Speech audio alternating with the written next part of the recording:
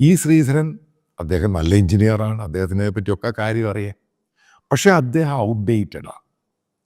അദ്ദേഹത്തിന് ഇന്ന് ലോകത്ത് നടക്കുന്ന ടെക്നോളജിയുമായിട്ടും എ ആയിട്ട് ബന്ധപ്പെട്ട് എന്തൊക്കെ മെഷീൻസാണ് അവൈലബിൾ, ഏതൊക്കെ രീതിയിലാണ് ലോകത്ത് മാറ്റങ്ങൾ ഉണ്ടാകുന്നത് എന്നതിനെപ്പറ്റി അദ്ദേഹത്തിന് വലിയ ധാരണയൊന്നുമില്ല. അല്ലെങ്കിൽ അദ്ദേഹം ഈ ഒരു സന്ദർഭത്തിൽ ഈ 2 ലൈൻ്റെ കാര്യം കയറി പറയേണ്ട യാതൊരു ആവശ്യമില്ല. കാരണം അയാൾക്കറിയത്തില്ല, അതതിൻ്റെ കാര്യം. കാരണം അയാൾ അപ്ഡേറ്റഡ് അല്ല. അപ്പം നിങ്ങളത് ഗൂഗിളിലൊക്കെ എടുത്ത് സെർച്ച് ചെയ്ത് നോക്കണം.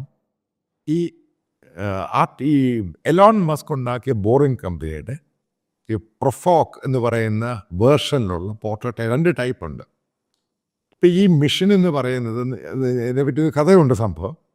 കാരണം ഒരിക്കൽ അദ്ദേഹം ഇത് കമ്പനി ഉണ്ടാക്കാൻ കാരണം ഒരിക്കൽ ലോസ് ഏഞ്ചലസിൽ വെച്ച് വലിയ ട്രാഫിക്. അപ്പോൾ അദ്ദേഹം ആലോചിച്ചു ഈ ട്രാഫിക് കുറേ ടണൽസ് പണിയണം.